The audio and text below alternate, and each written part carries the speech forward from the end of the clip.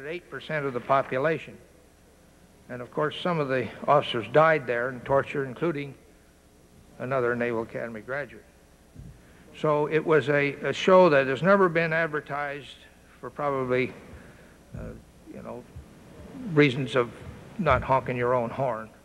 But the facts are there, and anytime anybody wants all these statistics, I've got them. I swallowed them for this short talk. But boy, I worked hard on that. And I want to tell you, you should be proud of the leadership of this naval service. And we got 3 of them here with me tonight. And I know each of them intimately, and all for different and special reasons. They were the cream of the crop. Denver Key, Jack Fellows, and Bill Lawrence.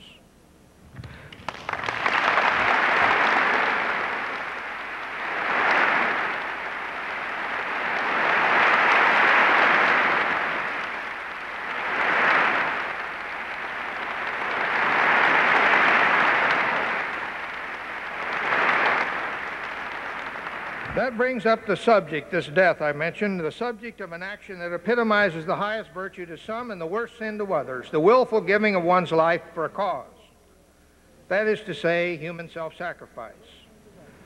Philosopher Glenn Gray, in his book, The Warriors, Glenn is a philosopher but also lived World War II out on the battlefield, tells us that many humanitarians attack the impulse to self-sacrifice as the very core of moral evil. And some express their abhorrence of Christian saints like Paul and Augustine for their mystical conviction that without sacrifice no purgation from sin is possible. On the other hand, after seeing men throw their lives away in battle when caught up in communal passion and expose themselves recklessly and carelessly to mortal danger, Gray admits that he was cured forever of any easy interpretation of human motivation.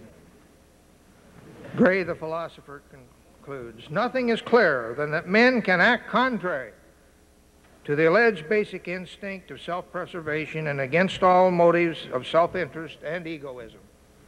Were this not so, the history of our civilization would be completely different from what it has been. And now from a scientist, Edward O. Wilson of Harvard, geneticist, entomologist, ant-man, and founder of a field of study called sociobiology. From his book On Human Nature, Chapter 7, Altruism. Quote, generosity without hope of reciprocation is the rarest and most cherished of human behaviors, subtle and difficult to determine, distributed in a highly selective pattern, says the scientist. That's why I chose the words odd and rare a moment ago to describe the natural disposition to make starkly unselfish choices. Continuing with Wilson, that rarest and most cherished of human behaviors is surrounded by ritual and circumstance and honored by medallions and emotional orations. In modern wars, a large percentage of Congressional Medal of Honors were awarded to men who threw themselves on top of hand grenades to shield comrades, aided the rescue of others from battle sites at the cost of certain death to themselves, or made other extraordinary decisions that led them to the same fatal end. Unquote. I think the above quotations from philosopher Gray and biologist Wilson, both professional scholars who are personal friends of mine, are appropriate background for my final set of heroic examples. And when Sybil and I are known to be about to depart for the annual Congressional Medal of Honor Society get-together, people will say to us things like, I'll bet it's really a thrill to be with leaders like that, or military thinkers like that, or religious patriots like that. Almost any gratuitous bestowal of specific virtues will do. We've heard them all. And many of those complimentary adjectives do apply to many of the members. There are about 200 living. In sociological terms, the society is quite a diverse group. There are a few generals and a few admirals and privates and chief petty officers and men with advanced degrees. Others never finished the 8th grade.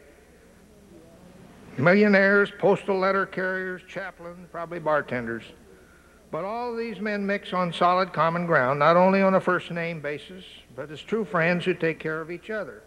But to categorize them in what I might call fitness report language gets you off on completely the wrong track. These guys all have one big thing in common, and that is they will not accept the status quo if it does not meet their standards. They all have a short fuse. Guys, we've seen that in action, in practical ways. Short fuse, when things as they see them are not tolerable. For an instant, or for an hour, or a month, each of them stood up and turned his world around. It's not right that that ticking hand grenade should kill everybody in this foxhole. It's not right that this company of Marines surrounded on this mountaintop by the Chosin Reservoir should wither and freeze and surrender. We're going to break out of here. It's not right that I should bring harm to my fellow prisoners by letting myself be forced to inform on them. Nobody gets a medal for his words or attitude or consistent high-quality judgment or reliability. It can't be given as an honorary degree after a superb campaign. He gets it for a specific act. And it's not something he can try to get. It all centers on one impulse. No, by God, not me, over my dead body. Now, I'm not drawing pictures of one-dimensional people. Guile, intelligence, cunning, subtlety, wizardry, stealth are often part of what goes into the heroic act, in conjunction with the usual courage, willpower, and commitment. But the important thing is that we're not talking about clever foxes, we're talking about hedgehogs. I'm making the distinction of the ancient Greek, Archilochus, in his poem, where he says, the clever fox knows many things, but the hedgehog knows one big thing. And the one big thing these hedgehogs know is to go for the jugular, laying down your life for your friends if required. Now, this is probably a little odd for me to talk, but by way of professional education, I'll throw in the fact that the phrase above and beyond the call of duty, which must be included in the citation, must be literally true.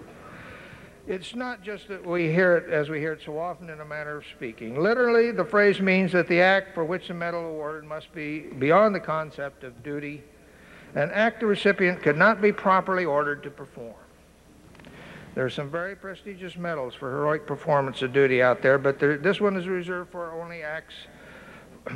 only for acts a person, often without conscious forethought, finds himself doing outside the law.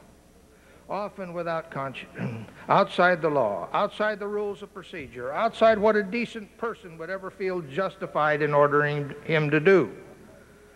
There is historical precedent for such criteria, starting with Napoleon's initiation of the highest class of his Legion of Honor in 1802.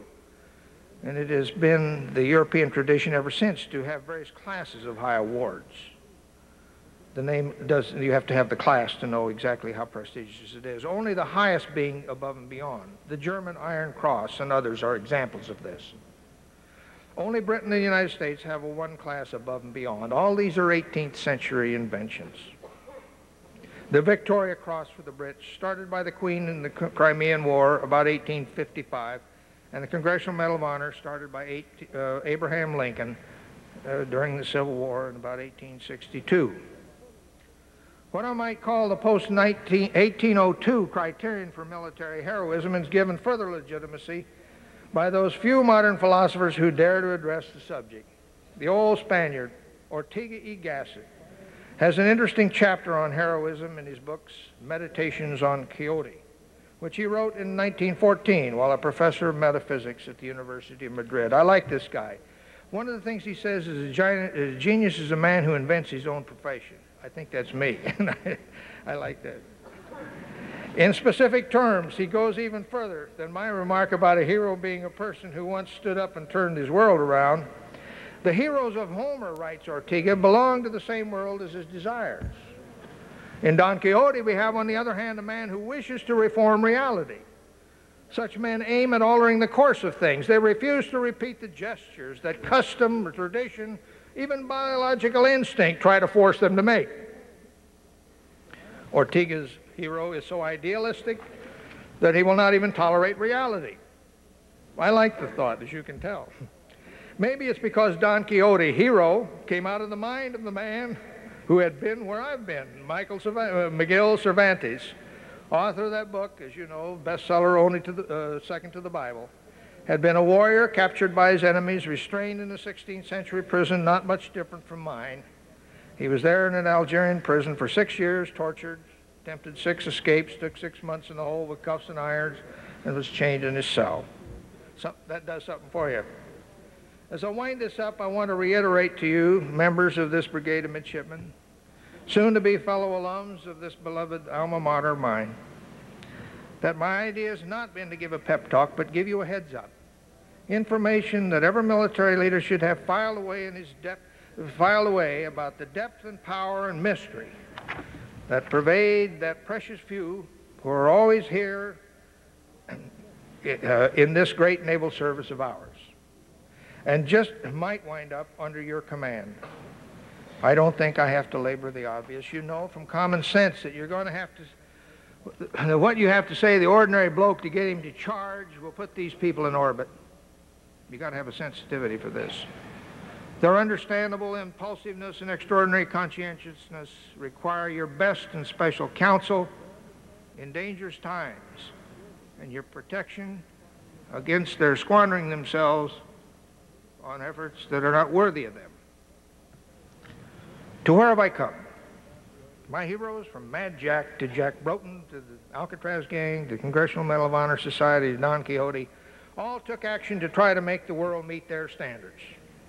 They took on the status quo. Seldom were they organization men. By that I mean acting a part that would normally be expected of a person, the best sort of person, trying to do a good job appropriate to his duly appointed duties on the slot in the organization chart. Hardly any of them performed any heroic acts in behalf of their organization as such. The organization was only incidental. This may not sound good, but this is the way I see it. What they did in behalf of their conscience. They were outside the organization game. Many came onto the stage from the wings, performed brilliantly, performed briefly, albeit brilliantly, and then disappeared into the wings. They performed their best outside the law, in the realm of stark individuality. I don't mean illegally, I mean extra-legally, beyond the law. Maybe not too far from Aristotle's idea. Somewhere between the gods and the humans. No, they're there. That's the message tonight. Thank you, and I'll take questions.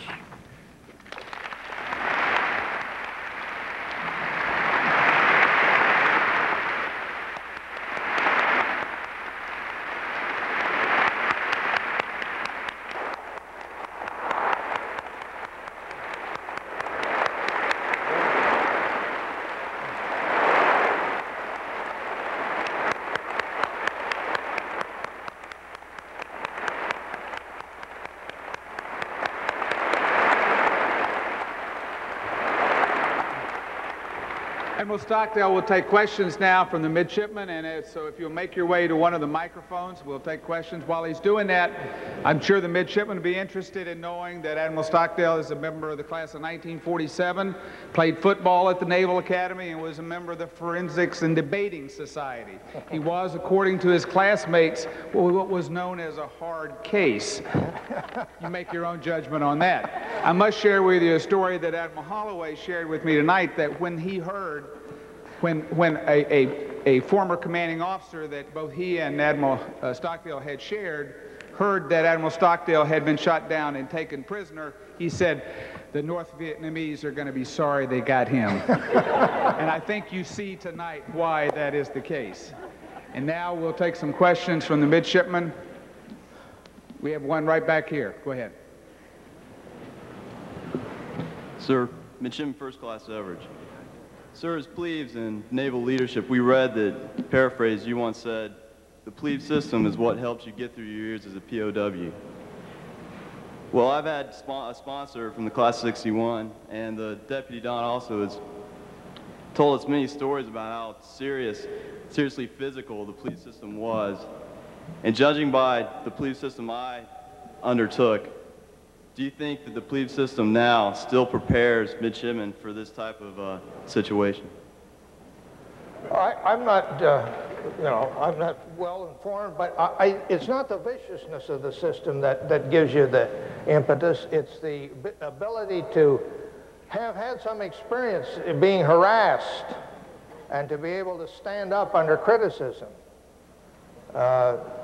There are a lot of people out there who have never really sat down and had somebody chew them out.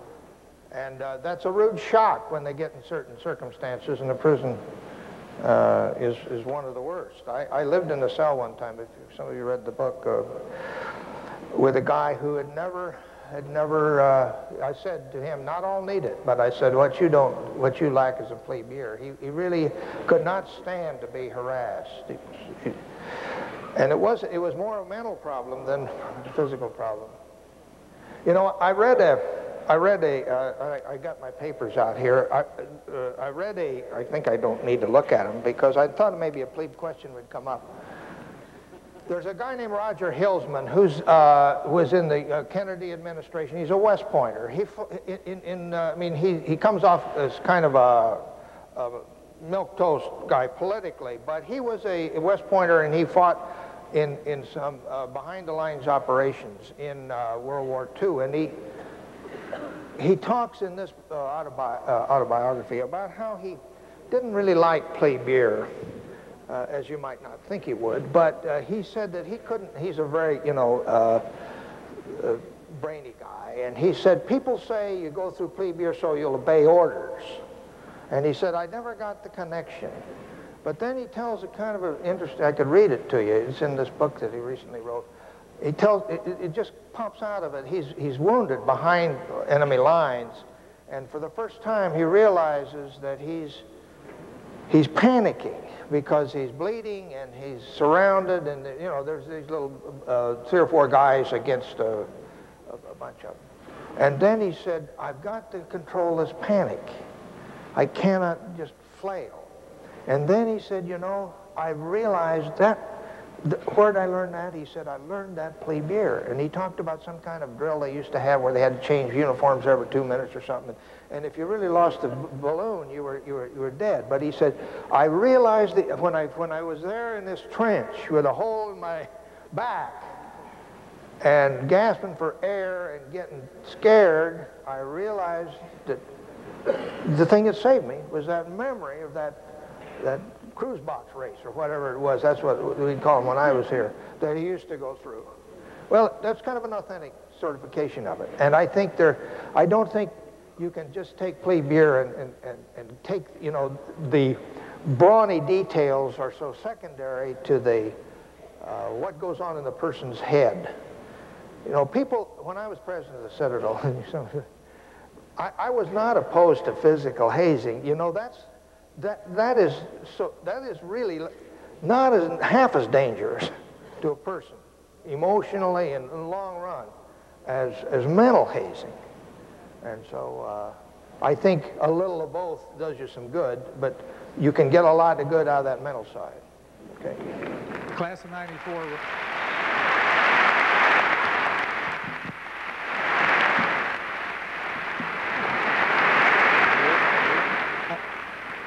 Class 94 can expect a few more uniform races tonight, I think, Admiral. As a result, we have a question up here, right up here, corner. Sir, Midshipman First Class Falcone, during the Vietnam War, you and many other prisoners of war were constantly threatened by the North Vietnamese with the fear of being tried as common criminals in the Vietnamese courts, since they claimed that the United States was not officially at war due to the failure of our government to formally declare war against North Vietnam. With respect to this and the many other flagrant violations of the 1949 Geneva Conventions by the North Vietnamese, especially those concerning the treatment of POWs, why hasn't Congress gone through the formality of officially drafting a declaration of war against Iraq, although not required under the 1949 conventions, simply to guarantee that all those Allied prisoners of war will have the maximum chance of being guaranteed of proper treatment under those conventions, sir? Well, I'm very much, one of my only hang-up about this Gulf thing, as it brewed up, was I really wanted the Congress to go on record in favor of it, because when we were in prison, at least we were hearing broadcasts of some congressmen that were more vicious against the United States government than we would have ever said without being tortured.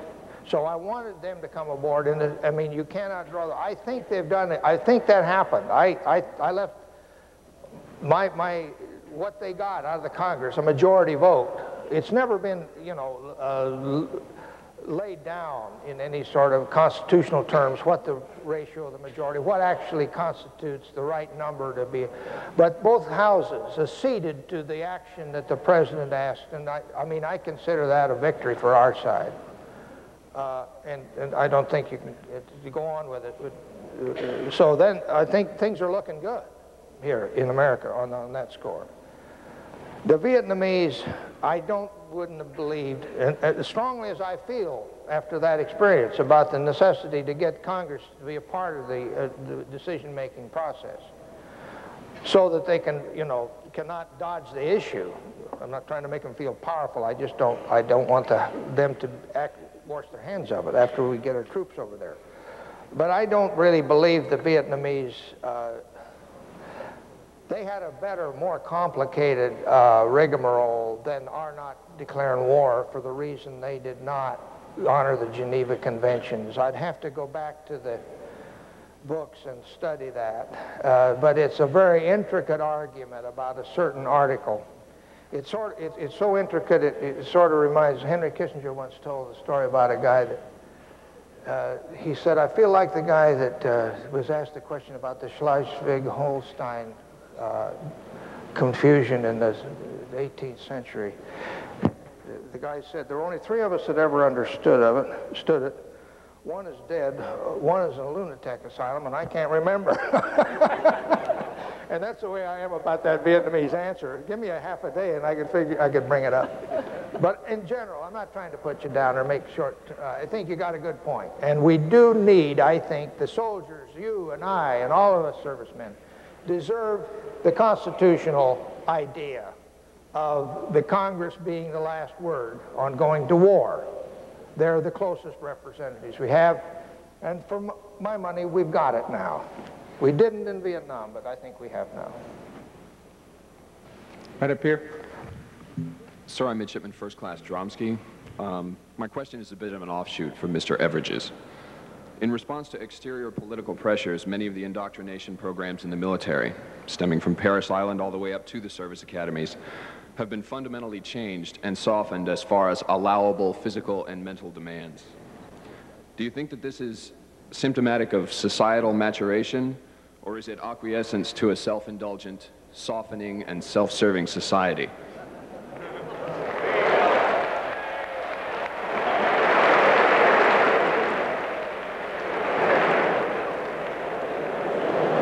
Well, we have them. We have the pressures.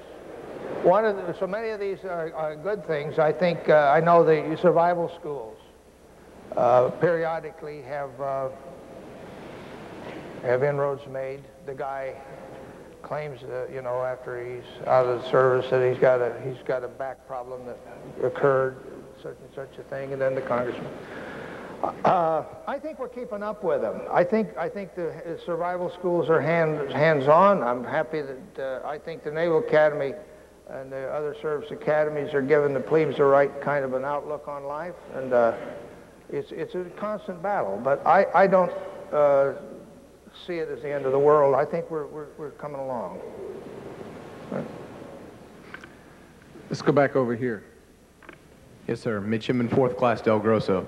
So there's a gentleman you probably heard of, or most likely in your case you've probably read about him. His name is Dr. Viktor Frankl. And Dr. Viktor Frankl was he was a psychologist in Austria at the outbreak of World War II. And he was placed in the Nazi concentration camp for the duration of the war. And later, after his experiences, he wrote them down in a book called Man's Search for Meaning. And in that book, he mentioned that when he observed his fellow prisoners, and the ones who survived, he said, were almost always the ones who had a purpose. They had someone they wanted to see, or they had some type of purpose that they want to survive for. And almost always the people who died were people who said they no longer expected anything from life.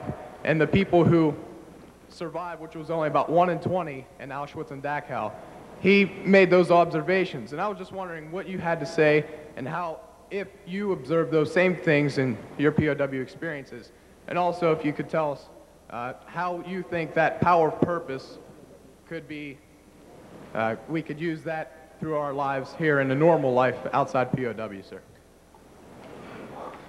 Well, that's a good question. The centerpiece of my prison experience, and I think Jack and Bill and Denver would probably agree, much to our good fortune, although we were often in solitary, was the comradeship. That was such a binding force that it was overpowering. I was not prepared for the kind of, there's purpose in that. I mean, you know, one for all and all for one. Maybe it was even peaked up because we were hammered. And, you know, our rough environment augmented that.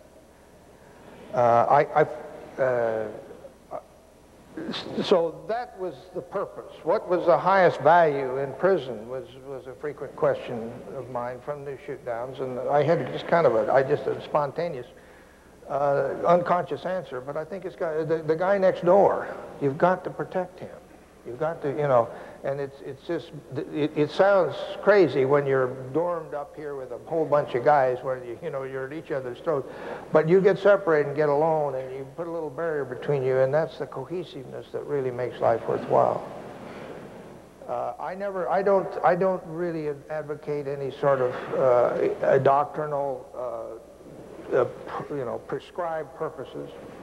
One of the best statements of that was said to, I think it was Jean-Paul Sartre, didn't want to excuse the expression, but he was in one of those camps too, and either he said to the Catholic priest or the Catholic priest said to him the first 2 days he was there, he said, remember, the important thing in here is not what they do to you, but what you do with what they do to you.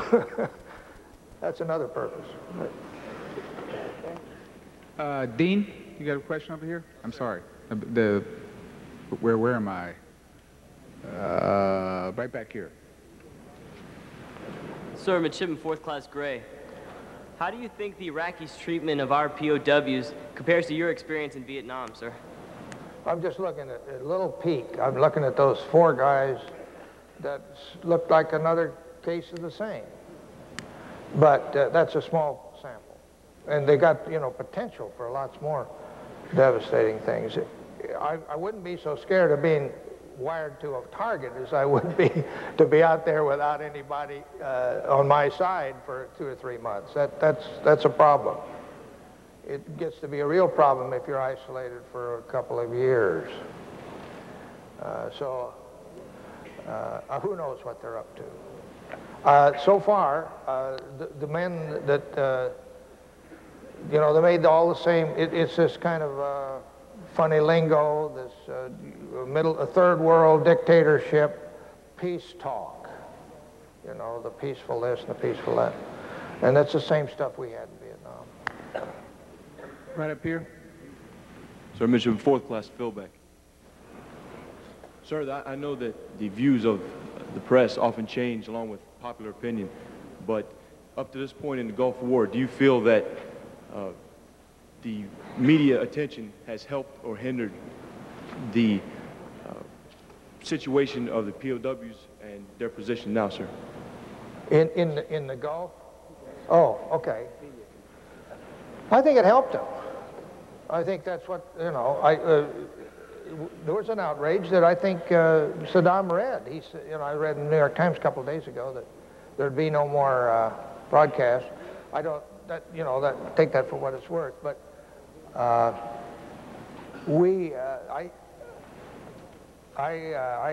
think if anything, to get, you know, to tell the world that you're doing this to people is to the advantage of the guys getting hammered. We'd done anything if we could have gotten our problem out on the street. Everything was on the QT for the first 3 or 4 years we were in there. Right over here on crutches. Sir, Midshipman 2nd Class Landreth. Sir, I know a lot of us are kind of offended by the idea of active duty military personnel claiming to be conscientious objectors as soon as things started to look like they were dangerous. And I was wondering if you could offer your opinions on that subject, sir. Well, I think they're either cowards or stupid.